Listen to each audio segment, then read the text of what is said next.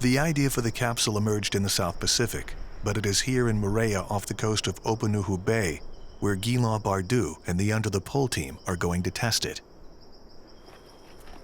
This somewhat crazy idea came from his mountaineering experience.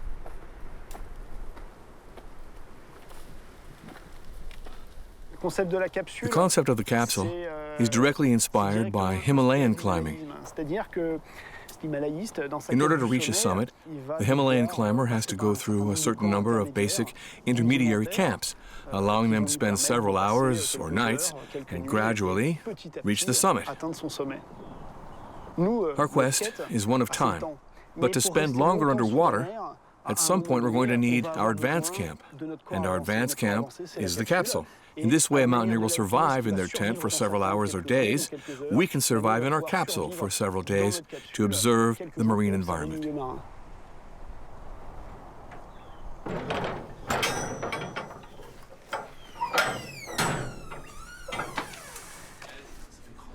Guillaume's wife, Emmanuelle, who runs the Under the Pole expeditions with him, takes a first look.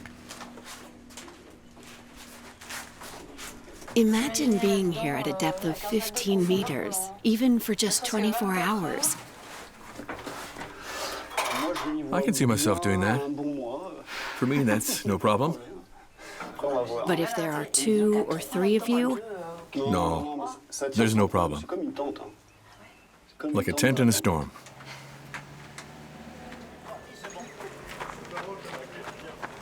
The capsule is an underwater habitat measuring 4 cubic meters, in which 2 or 3 divers can live for 3 days without coming back to the surface.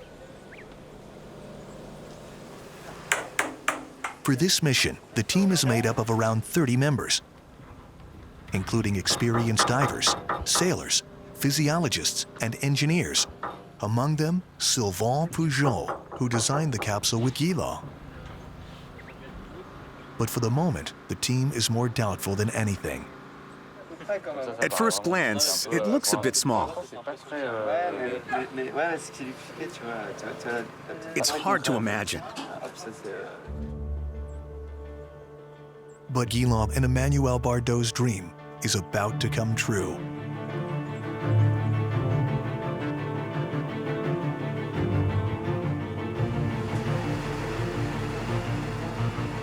On Thursday night, 3 divers are going to spend 24 hours inside. They will spend the first night underwater in the capsule. Imagine if you're in there and a whale comes to say hello, or some sharks. They have been waiting for this moment for months, years even. The capsule is now put into the water.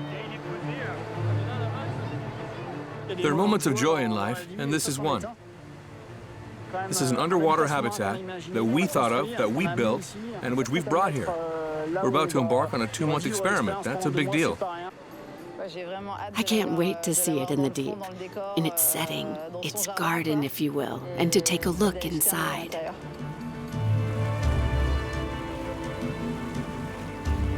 The backdrop is Moorea, the offshore face of the reef off Opunuhu Bay at a depth of 23 meters. The capsule has been designed to change the way the marine world can be observed, but it's a prototype. There have been no full-scale trials, which have so far only been done using design software. We've planned for everything in engineering terms, so everything will be fine. When an engineer talks to you like that, it means he's forgotten half the stuff. But it doesn't matter because there's a team of divers. The team on the boat are 2 old soldiers, so they'll adapt to any unforeseen things that will no doubt occur. There are a lot of things to do which need to be done well, so it's going to require a lot of synchronization from everyone. I'm feeling a little tense about not messing up, about getting things right.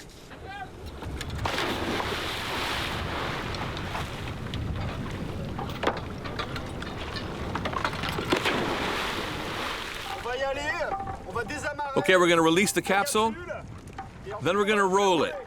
I'm okay for rolling. Here we go. Watch out for the slings.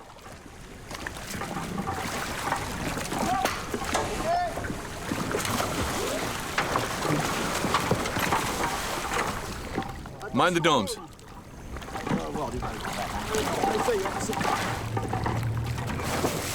Unsurprisingly, they encounter some difficulties. An air bubble forms in one of the capsule's domes. The capsule remains on the surface and does not dive as expected. Lift! Not yet. There's some left. A little more. It's going!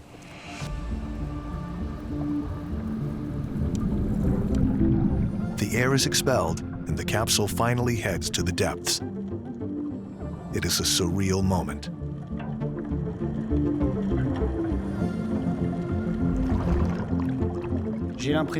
It feels like a plane taking off. The slings hang at just the right height. Emmanuel and I grab them.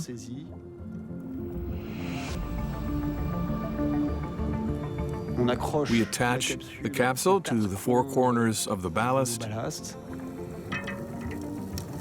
in a few seconds, the capsule is in place. When the capsule is fixed to the ballast, it marks the culmination of 3 years' work, 3 years of reflection, and of doubt between two expeditions. It is that rare moment when an outstanding diver sees their dream become reality. It's really a great moment.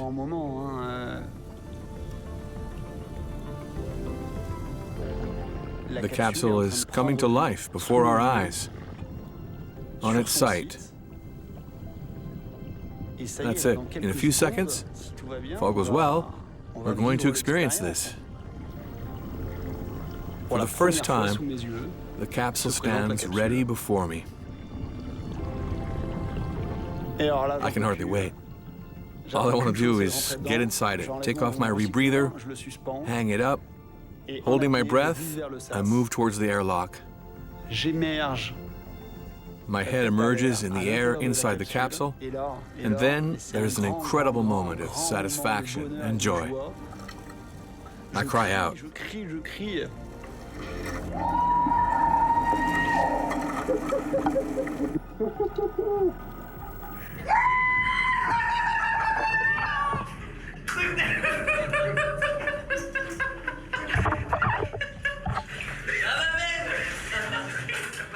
Well done, Ghislaine. Your invention works.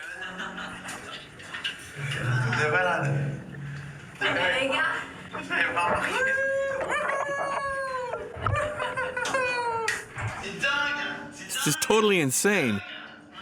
We're 20 meters beneath the waves on the Moorea Reef. We're living under the sea in the capsule.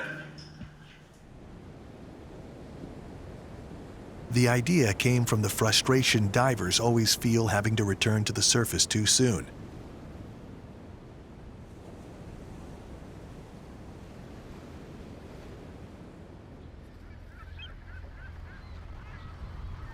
Three years earlier, at their logistics base in Brittany, Guillaume, Emmanuel, Silva, and Scott Cameron came up with the concept for an underwater habitat that could be easily transported anywhere in the world, and which could simply be operated by a team of divers with no impact on the environment. Then we'll very fast.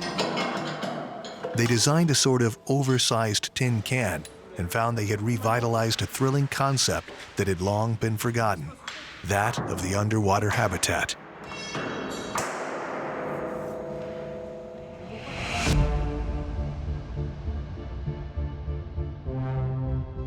This idea had been all the rage at the end of the 1960s, with projects like American Sea Lab,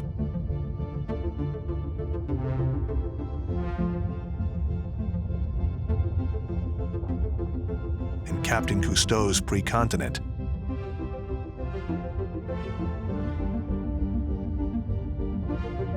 To date, 63 underwater habitats have been created, but their cost, their environmental impact, and their operational complexity put paid to the human quest to live beneath the waves.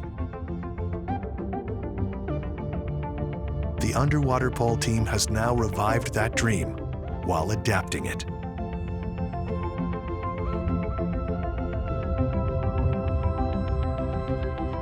The capsule is made up of several parts. living space, which can accommodate 3 divers, is attached by slings to ballast weighing 6 tons, which can be filled and emptied of water to position it precisely with no impact on a site.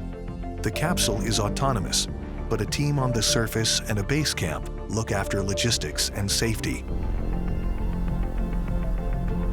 It has only been tested once out of the water.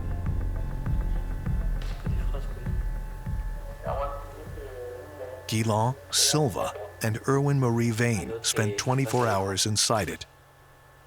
This was the only trial for a prototype with a promising future,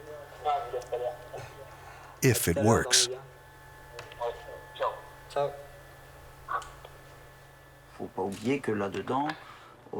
You have to remember that inside there, our life depends on the slings holding and on the electronics working. The aim is not to have fun in a little camp on the seabed. It's to provide a tool for the scientists of today and tomorrow to do things. Ultimately, the capsule is one element in a more complex process, the long-term study of the reef.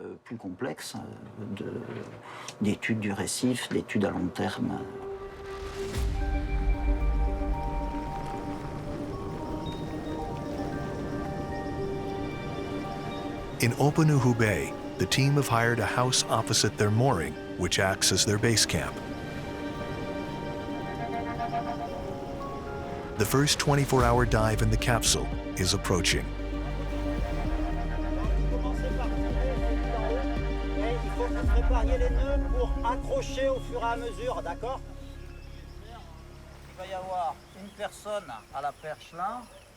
We're going to put up a parabolic antenna to establish a link between this house and the capsule. There'll be a transmitter on a buoy 2.3 kilometers out to sea in that direction. Take it up nice and steady. Start pulling the top ropes and be ready to tie the knots to anchor it as it goes.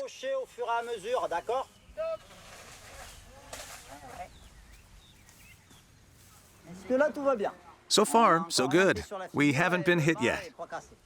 It's not bad at all. Against all expectations, we managed to put up the mast more or less vertically without falling out. We need to have constant monitoring of the people in the capsule and of all the atmospheric parameters in the capsule, as well as communicate. We need permanent monitoring to provide assistance to the capsule if necessary, because we'll be off the reef.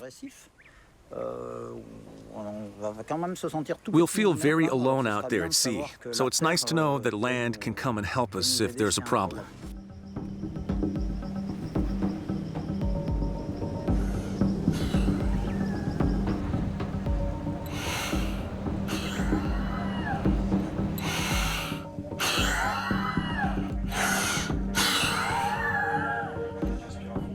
Guilain, Silva, and Victor the cameraman undergo some physiological tests. Long stays in the capsule are an unknown quantity when it comes to dive protocols.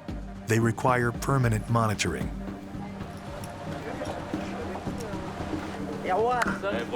Allez, bonne sortie. Allez, ciao. À demain. Salut. Allez, Vincent. Allez, demain. Allez. Salut, profitez bien.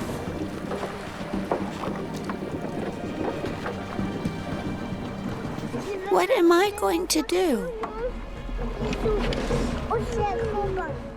You give a kiss to Robin. You'll see Robin soon. I'm going into the capsule, but I'll be back tomorrow.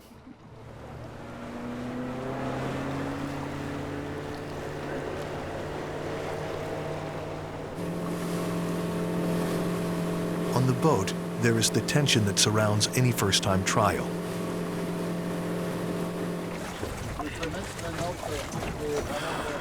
The unanswered questions can be read on every face.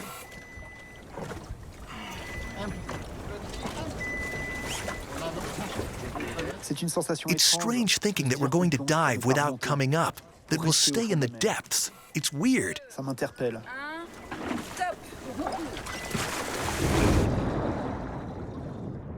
It's strange thinking that we're going to dive without coming up,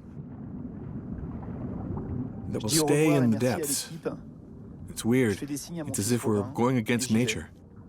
I say goodbye, thank the team. I wave to my son Robin, and I head down. I have no apprehension. I'm sure of one thing, we're going to have an extraordinary experience, and our senses are going to be turned on their head.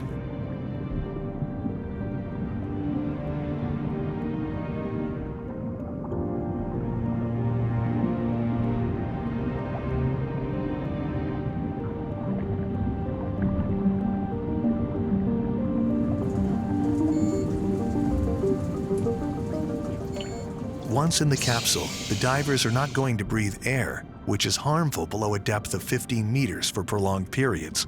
Instead, they will breathe a mix of helium and oxygen. Yes, welcome aboard, Sylvain. Check. It's gonna be great. Go ahead, speak. Wow, yeah, what a voice. What a voice. It's like a hyena's voice. The voices are distorted by the helium.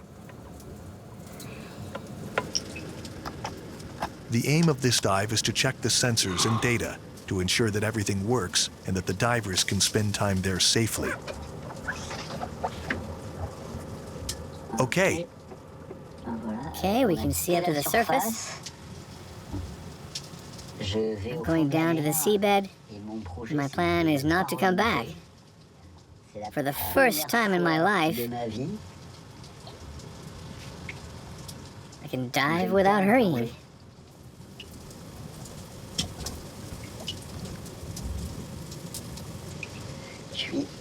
I'm in a t-shirt and shorts at a depth of 20 meters.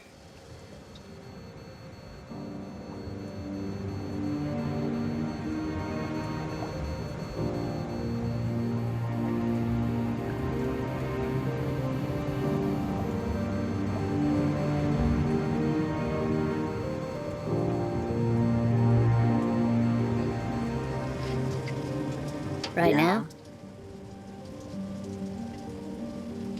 I'm living out my dream.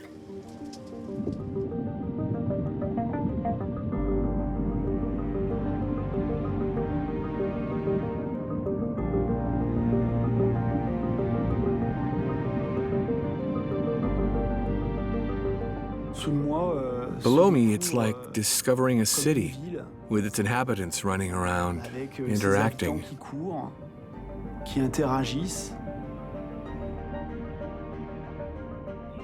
I don't yet understand all the codes and mechanisms, but we can clearly see, right before our eyes, the reef is teeming with structured activity, orchestrated by an invisible order.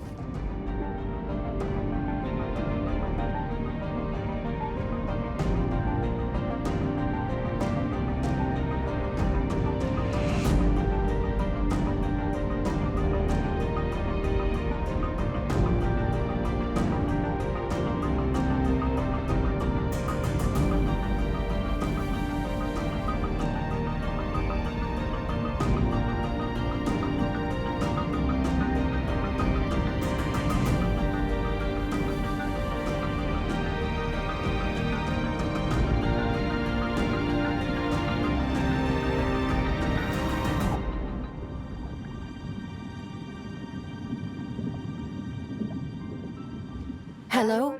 Guillaume, can you hear me?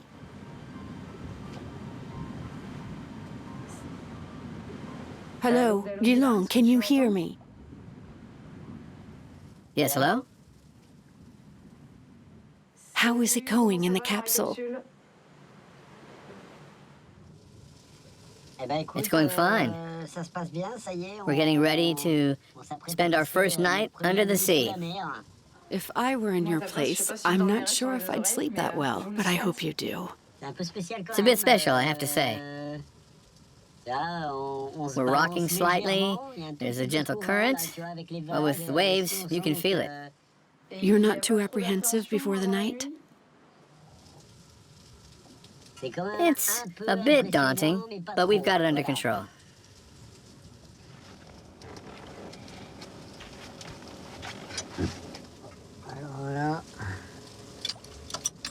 There. That's the mask. All set. The face mask is always to hand, and there is an emergency gas bottle under each bunk. Since the risks are ever present, if the atmosphere becomes degraded or a sling breaks, their lives could be at stake. I sleep and then I wake up. It's 1 o'clock in the morning. I check the capsule's various screens. Everything looks fine.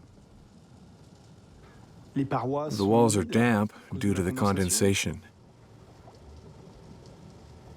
Time ticks by. I turn around.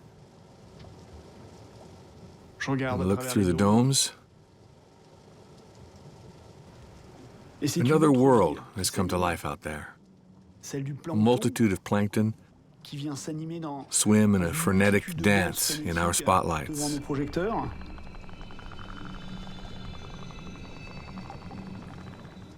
Then there are the predators, which patrol the reef, which we can see circling the capsule, like these trumpet fish.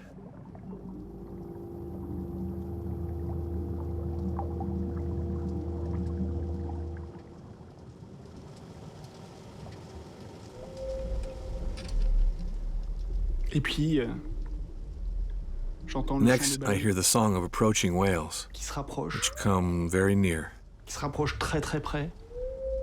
In the middle of the night, the whales come right up to the capsule. They must be about 10 meters from the capsule.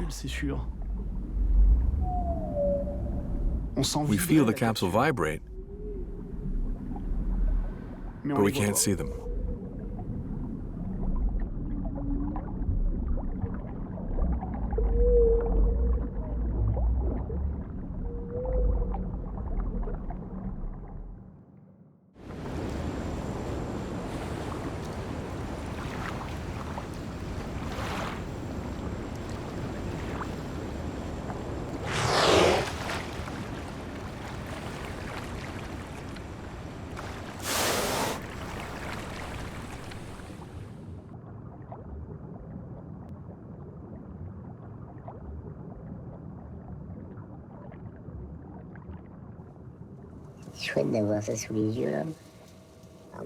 The whales are impressive and a little bit scary.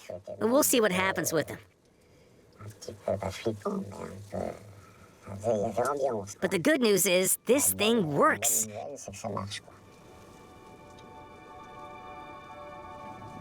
There's lots of life out there at dawn.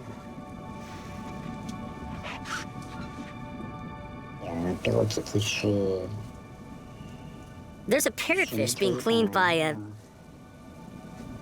It's great having that happen right in front of you. At daybreak, right in front of them, a cleaner wrasse starts work.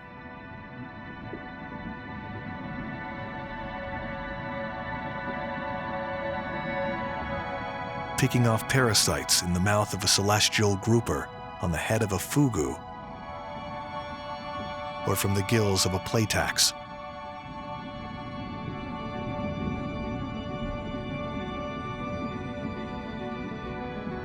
After 24 hours, Sylvain, Guillaume, and Victor are getting ready to leave.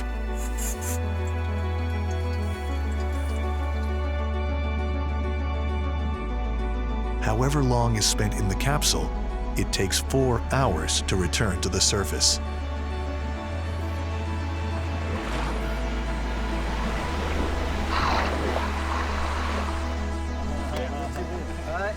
Yeah. Group hug. What's that? Come on, Tom.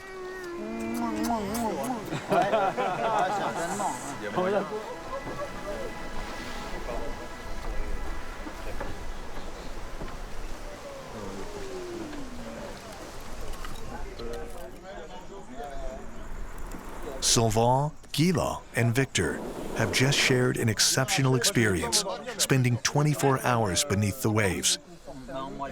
Their faces are glowing, their eyes sparkling. The capsule lived up to its promise. We're going to have a barbecue, and it's nice to celebrate that all together, because We had faith in this project, and we built it, and we made it happen, and that's cool.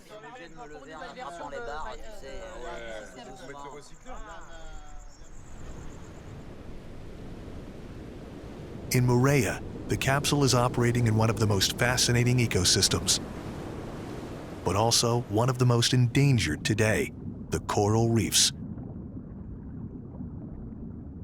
Along with the tropical rainforests, these reefs are the richest ecosystems on the planet. 1/4 of the ocean fauna and flora depends on them. But the corals are highly sensitive to variations in temperature, and they are paying a terrible toll due to global warming.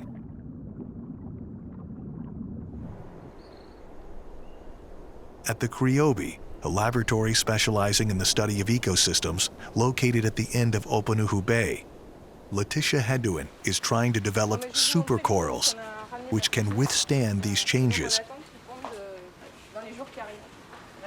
Egg-laying is a key moment in her research, and she hopes the capsule might be able to capture something that has never been seen before in Polynesia, the reef coral laying their eggs. In 18 months, they have grown around this big. Why is it important to know about coral egg laying, to know at what time they lay? What would that tell you? Laying the eggs is the start of a coral's life cycle without sexual reproduction. You can't bring other individuals onto the reef, and since today, we're facing some major environmental changes. We are working on a lot of theories of assisted evolution.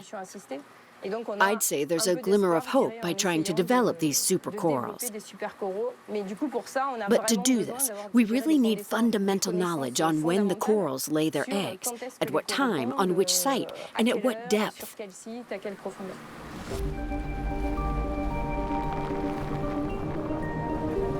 Letitia accompanies Gislaw to assess the state of the reef around the capsule. The corals underwent an episode of whitening a few months earlier due to excessive temperatures. It is quite possible that there are very few mature colonies because they have been very stressed. So we might have to look at a lot of colonies before we find any mature ones. Letitia is especially interested in the species called Acropora hyacinthus. And what she finds is worse than she expected. They find 250 Acropora colonies around the capsule, of which only 15 are alive, and among those, only 4 are mature. The majority of the colonies which came through the whitening used their energy to survive, rather than trying to reproduce.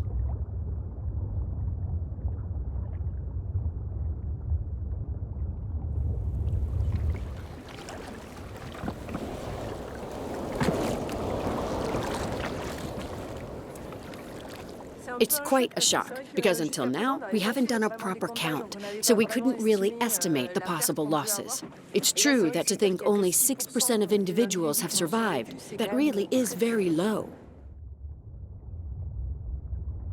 It's a depressing picture. The few mature colonies are too far from the capsule to be observed. They will have to find another way to capture the egg laying.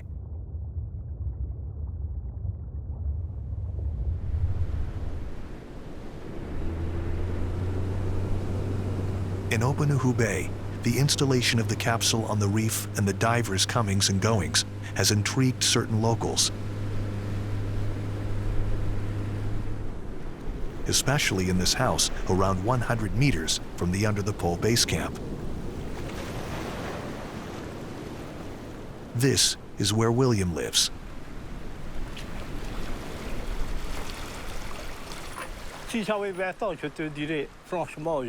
Now I'm a bit afraid. There's always interesting things to see on the seashore. Even on the surface, there are interesting things. But even more in the deep, at 10 or 20 meters, it's amazing. In Moorea, William knows the sea as well as anyone. He has been a fisherman since he was 17. He is all the more attentive to the preservation of this environment, since this activity has allowed him to raise his 8 children and numerous grandchildren. He often goes out onto the reef with his son Kevin. One might even say the capsule is in his backyard.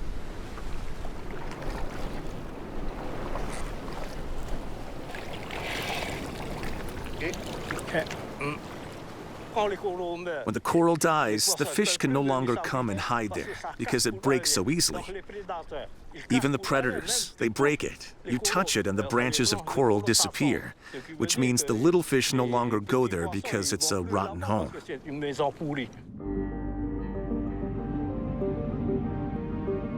The alteration of the reef caused by whitening, but also by cyclones and pollution, have modified the composition and volume of fish populations. Today, Kevin must dive deeper than before to find fish of a decent size.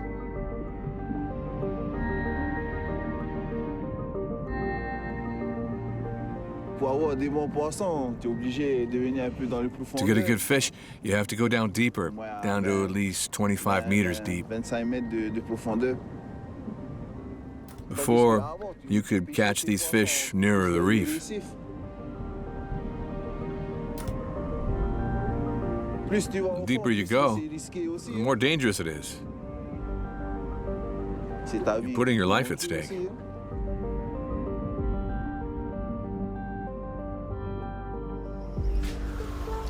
On the north side of the island, many people buy their fish from him, including the Under the Pole team.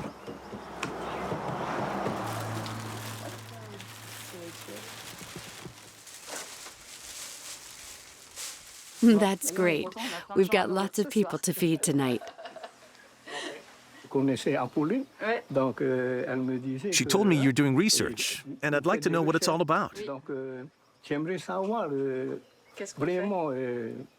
Our project is an underwater habitat that we're leaving for a few months, and which we will live in to observe how the fish behave, how they live, the changes between daytime and night, and the moon.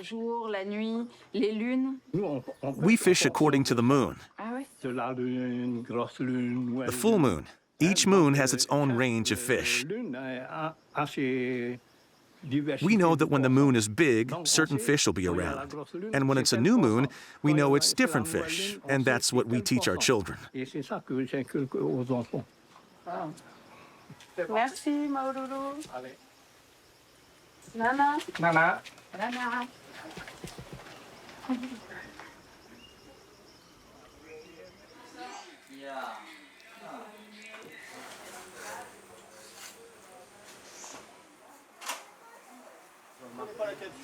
The forthcoming dive should allow the habitat to be adjusted to evaluate the capsule's potential for making underwater observations, notably of fish. Gilles Su is helping the team. Gilles is one of the leading experts on fish in Polynesia. He dives for the Criobi in all the archipelagos to estimate the abiotic resources. He's just examined the capsule site, which sums up the situation around Moorea. Here on the north coast, we've observed that over time, there are fewer big fish and more little fish, and also greater diversity. In other words, we've seen there are more fish species in the past 25 years. Perhaps the commercial ones have been fished. That fits with what certain local fishermen say. I think they have a very good vision of what's going on. We're using science to try and put a figure on this, but the best observers are those who spend their time in or on the water. Gilles will stay in the capsule later, but for the meantime, the members of Under the Pole are getting to know it and are refining its workings. They're going to spend 3 consecutive days there, and Emmanuel is struggling with apprehension at the prospect. Do you send the towels with the shuttle? We don't take our own, you take care of it? They send everything by shuttle. There was a point where I took my decision. Now I have to go. I'm sure it's going to be an amazing experience. But when I think about it beforehand, it does feel a bit stressful. I have to remember when I was 6 years old and I watched Cousteau in his undersea houses. I dreamed of doing that.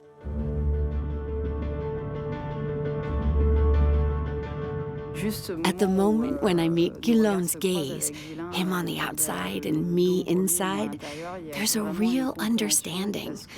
Because he has already been through it. He understands exactly the joy and happiness I'm experiencing, since he's felt it. From inside the capsule, we can hear the boat's propeller start, everyone leaving, and it's those first instants which really count as the first instants in the capsule, because that's when you're alone. You've been left beneath the ocean. That's when the magic starts to work. You feel really autonomous, left to ourselves in the capsule.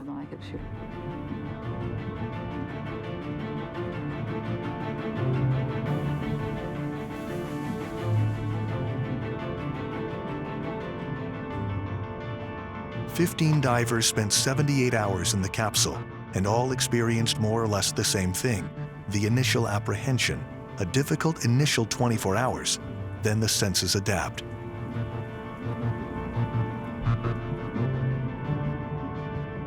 They gradually develop the concept, making more excursions outside the capsule. These long underwater stays change their perception. In 3 days beneath the waves, I feel I've learned more about fish than in 15 years of diving.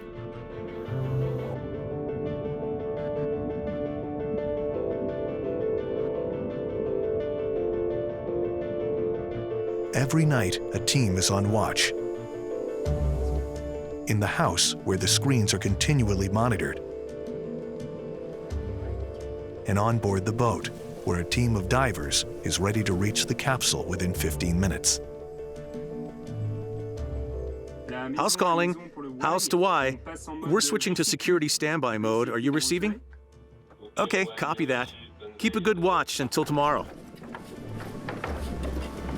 A daily shuttle system takes essential supplies to the capsule, such as meals, clothes, towels, and spare parts. The divers rotate during the day, but as the number of stays increases, the more the inhabitants of the capsule become autonomous. I received a drawing from Tom in the shuttle. That reminded me of what's waiting for me up there, the real colors. And so seeing that drawing of a sun was very moving. In the capsule, emotions are heightened, and life becomes a human adventure.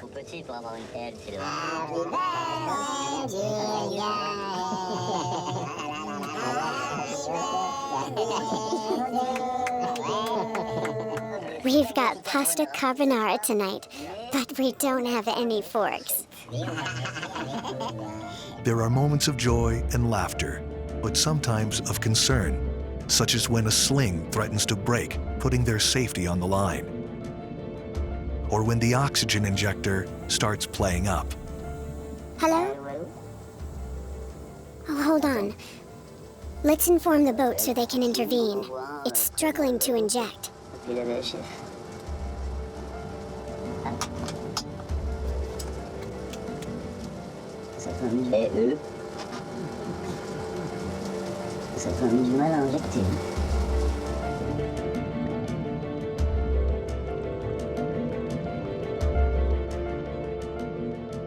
I think that's the only time when I looked back.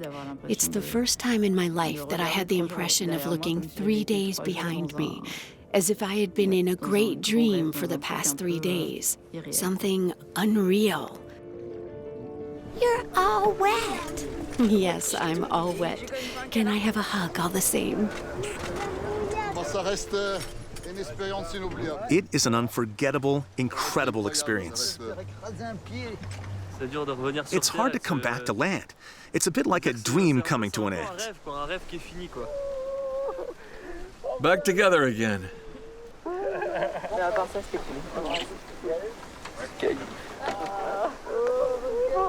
Tu vas manquer. Living in the capsule for 3 days is an experience. All the divers were monitored before, during, and after. The decompression methods have been honed, the physiological parameters observed, and their sensations noted. On a quand même tous des rêves assez forts, quoi. We all had quite powerful dreams, and even some very strong nightmares, which we don't have on land. On n'a jamais à terre. And it's dreams about the situation. I wrote down 3 of my dreams. And 2 of them were directly linked to the capsule and were very weird. The physiologists have validated the use of the capsule, but they have focused on one detail, a phenomenon that is also observed in space exploration. It's that slight loss of conditioning which is very comparable to what happens in space, and which is due to the fact that they are not upright, they don't do any exercise, and they spend their time either sitting in the capsule because of the lack of space, or else in a weightless state in the water.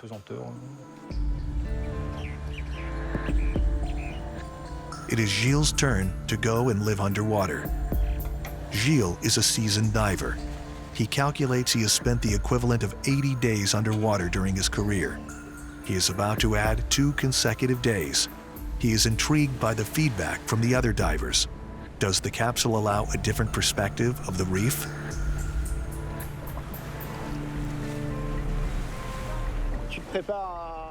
Are you ready to fulfill your dream? On the one hand, it's a dream about to come true, but there's a lot of parameters which I understand in theory, but I have never tried before. It's not stressful, but it's novel, so that's nice. You'll see once inside, all impressions disappear. In fact, it's simple. It works. It's a shelter, like a cabin.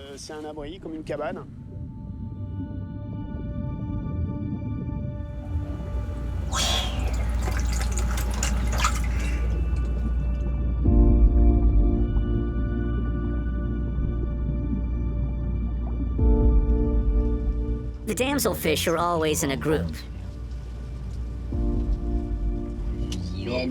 They swim up really high. In the day, they're sometimes... I think they're feeding there.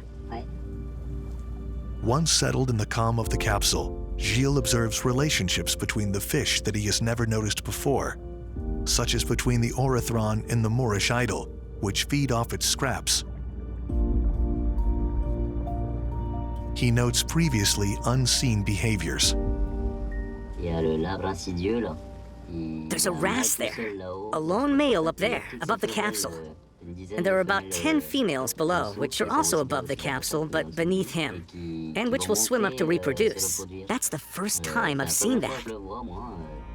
The capsule has formed a little crowd of regulars.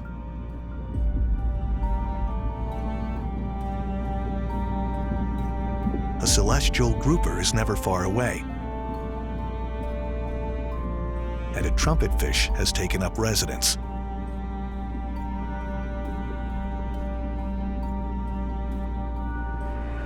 The capsule comes into its own during transition phases, when the night gives way to day and when day becomes night.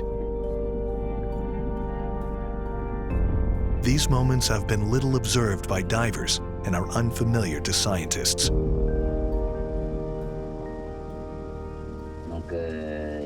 It's a special moment because you see some species which only interact at those times of day, or which interact at another time, but above all, at the moment of predation, such as the shark which eats parrotfish at night while they sleep.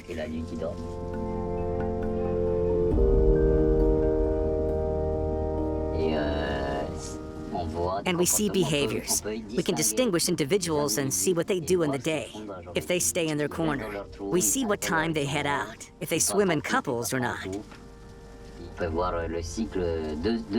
You can see the whole cycle. You see more of the life of the fish, of each individual.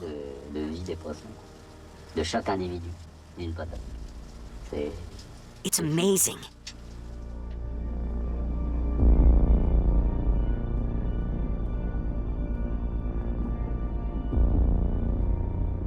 yeah, I forgot to warn you, but, You snore? Oh, well. Good night.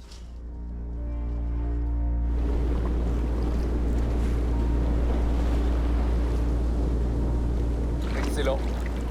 Incredible. Absolutely great. Génial. Je sais pas. I'm lost for words. Et l'opportunité de What an regarder, opportunity to observe. You're 100% inside. I couldn't hope for more. It's brilliant. You could spend a year in here. Several months anyway.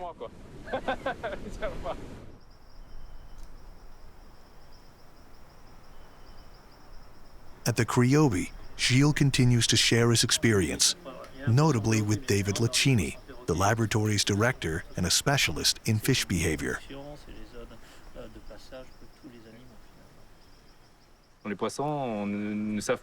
The fish don't know we're there. You're part of the decor. The majority of the fish behave as if we're a potato. So you see them acting naturally. That's quite rare, because when you're diving, you see the fish are watching us, and they act differently because we're there. Either they move away because they're afraid, or they're interested in the bubbles and come close for a look, and so on. It's different. So the first thing to say about the observations is that their behavior is much more natural. Night falls on the Criobi. The egg-laying period for the corals has begun. In Polynesia, this is not a mass phenomenon as it is on Australia's Great Barrier Reef. Each species lays separately. Now, every evening, Letitia Hedowin waits for this very precise, yet very uncertain moment. Each coral species has its own moment for laying eggs. We know that in general, they lay between 7 and 12 days after the full moon, and they often lay at 9 p.m.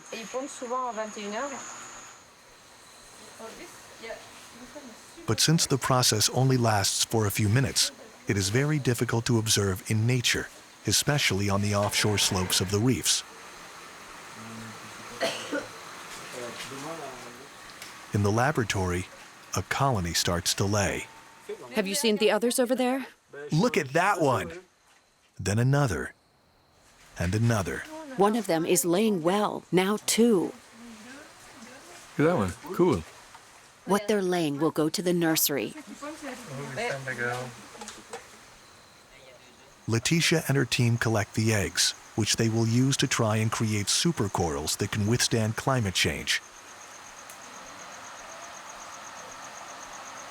The egg laying in the tanks echoes what is happening out on the reef. The under-the-pole divers pull out all the stops to capture this event for the first time in Polynesia.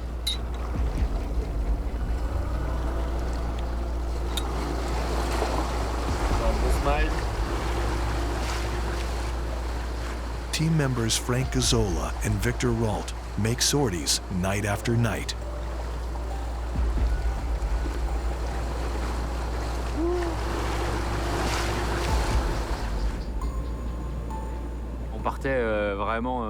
We went out really motivated, but then after 3 hours without moving next to a colony in the dark, it gets cold.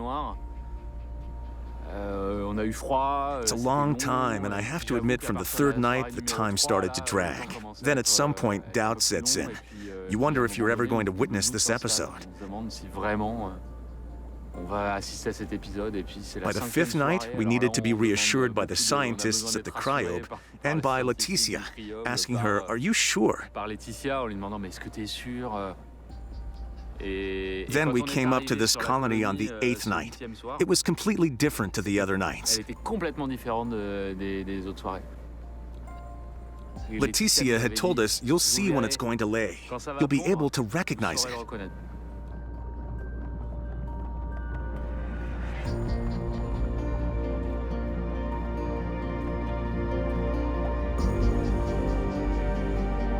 For 10 minutes, they witness the long-awaited moment. One colony that is more resilient than the others tries to reproduce on the desolate reef.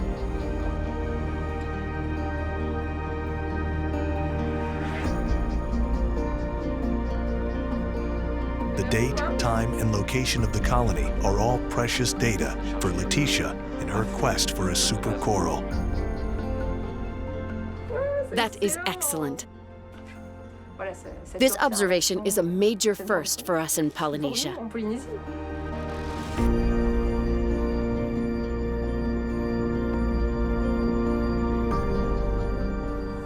To begin with, the capsule was a matter of intuition.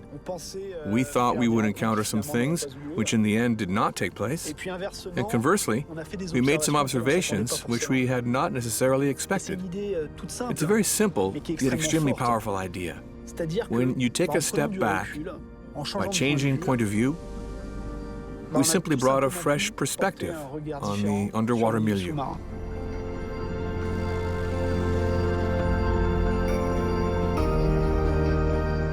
Guillaume, Emmanuel, and the whole team put the capsule through its paces over these 2 months, and it has performed well. This is the culmination of a dream and the starting point for some fresh discoveries.